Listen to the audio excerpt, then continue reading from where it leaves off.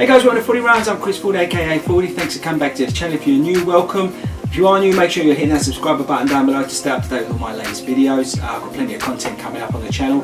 This video is about marathon training, what I'm eating and any supplements I'm taking. I had a request or comment that led to a request about what I'm currently eating and supplements I'm taking as part of this marathon training. So let's get stuck into the video.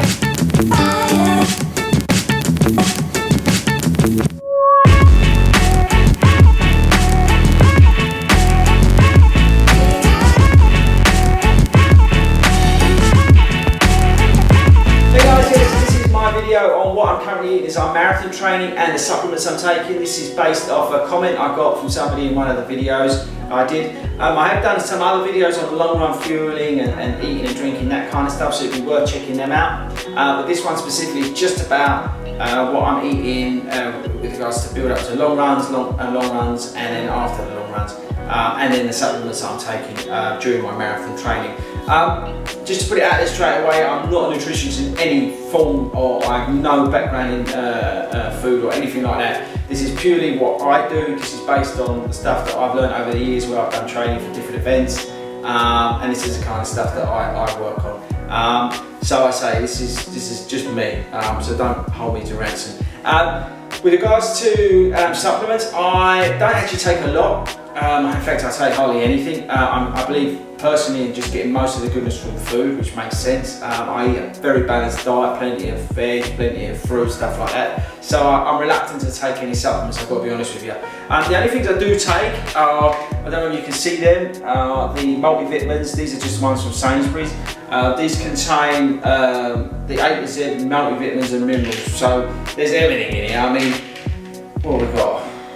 This specially formulated provides 24 vitamins and minerals to help maintain and help and assist everyday well-being, normal hair, nails, and the immune system. I mean, it's got basically everything in there. The way I view it, just to top up the whole system. I mean, whether that makes a lot of difference, I don't know. But when I'm doing, like, let's say, like the half marathon training, or I'm doing the marathon training where I'm stepping it up a bit, I do add them into my routine just to give my body a bit of a boost. Whether it makes any difference, I ain't got a clue. But I take one the other day, take them with water.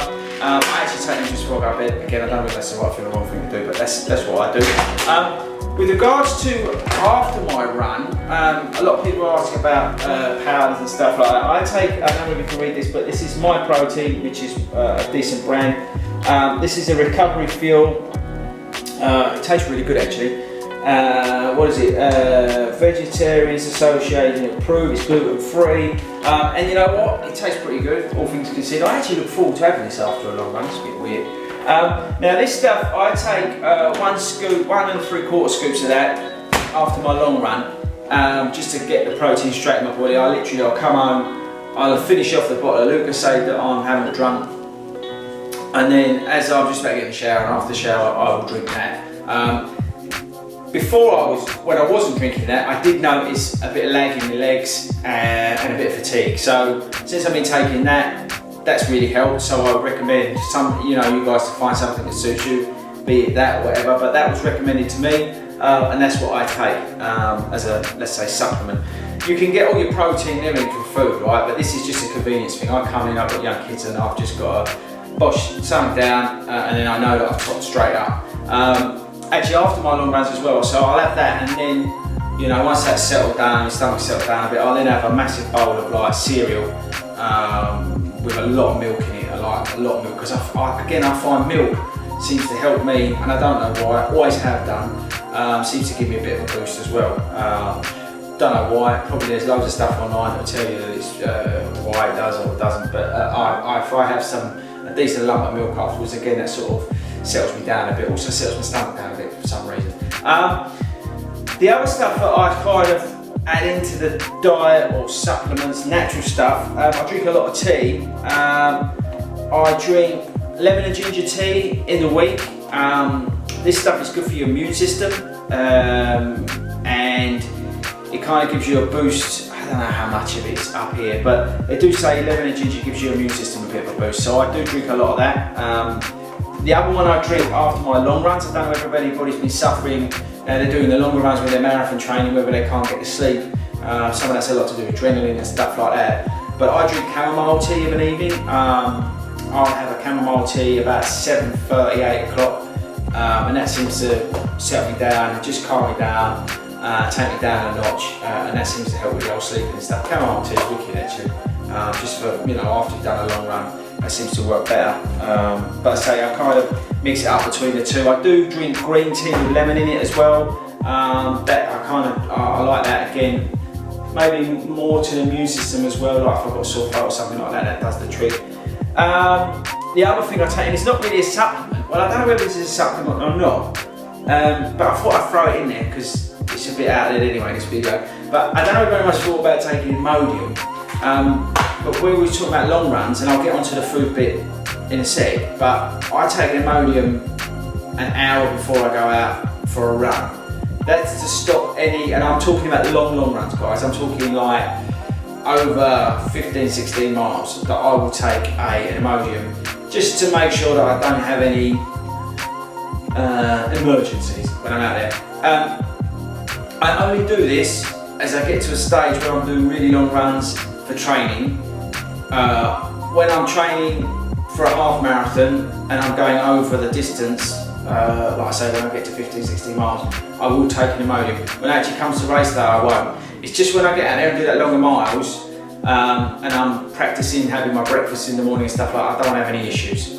Again, it's probably up here, but it's something I do. So I would call it, it's not a supplement, it's not anything natural, but it is something I do take before I go out, and if I'm doing a long run and I've had breakfast. Don't forget, as you've seen in a lot of my videos, I don't actually eat on a Sunday before I go and do my long run. It's only now when I'm getting into this training for the marathon, and like I wasn't vlogging at the time, but beforehand with the half marathons when I'm going over the distance, then I would be popping an Imodium. But it's only in this sort of window where I'm really sort of hammering up the distance now, I will take an Imodium. But I say, it's just for personal preference. If you are going to do it, try it before race day, just to give you a heads up. So yeah, so with regards to fueling, is that the right thing to call it? Let's say what I'm eating. I think it's probably best to go through that separately. So let's take a quick break and come back to it.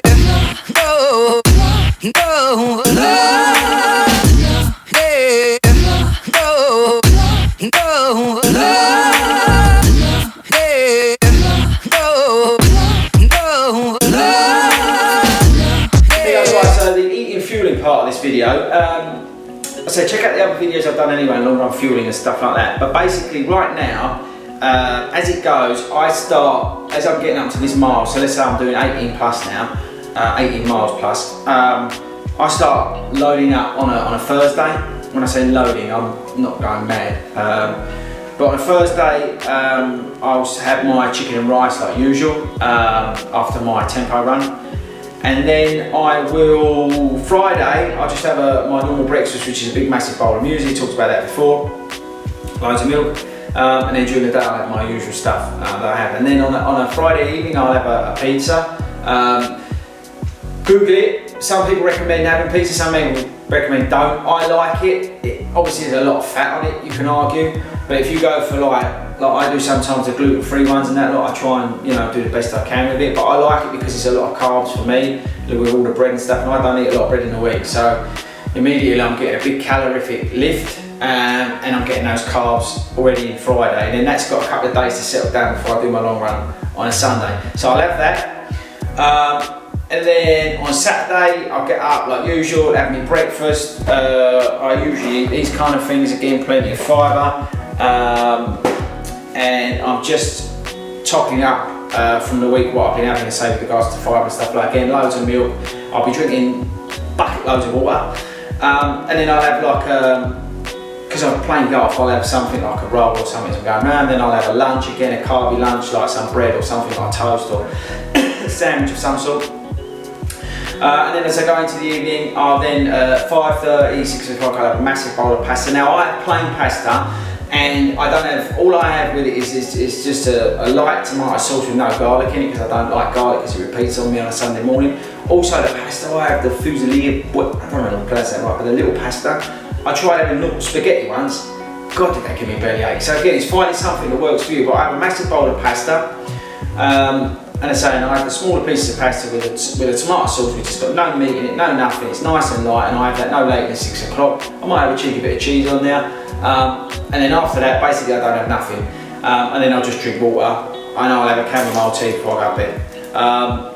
And then on the Sunday, I'll get up at 3 hours before I run, depending on what time I'm running. So at the moment I'm mimicking my marathon training. So at the moment I'm now running at 10 o'clock. So at 7 o'clock I'm having one of these, which is just, you know, your oh so simple thing, shove in the microwave, job done. I'm having one of them, 3 hours goes down, I have a cup of coffee. At the same time I have that, then I make sure that I'm a bit lighter, if you know what I mean, too. And then out I go after 3 hours once that's all settled down. So then once I say I'm out there on the run, you know, I've mentioned it before, I'm banging down these humour gels, which are again all natural, they're chai based. I'm just sucking on them. I'll have one of them every 10k or whatever that works out to be timing wise. And that's me pretty done. I'm sucking on Lucozade. I've gone through it on my fueling strategy video about when I'm taking what. But that's the sort of stuff I'm taking when I'm out running. And then I get home and then we go back into that bit, like I said to you earlier about the supplements, and I'm hitting down on them, which I talked about already. And then the cereal, and then like basically at lunchtime, again I'll have a lightish lunch, but probably just a sandwich or something. And then for dinner I'll make sure I have plenty of meat, plenty of veg,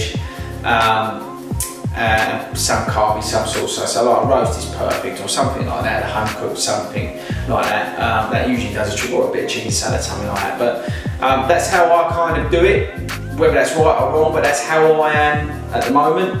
It seems to be working for me, touch wood. And yeah, that's basically it. So I hope that is useful for you. I say it was a request for somebody to do a video about it. If you are marathon training, that's where I'm at. I would recommend you checking out other videos on YouTube and online about dietary requirements and stuff like that. There's a lot of good people out there who talk a lot of sense. But this is the kind of formula that I've worked in to my plan over the last few years that I've been doing this running malarkey. And so far so good. But yeah, that's it. If you've got any comments, stick them below. If you've got any questions, stick them below. If you've got any videos you want me to make, like I say, this was a request, stick it in the comments below. Hope that was useful for you, and I'll catch you later.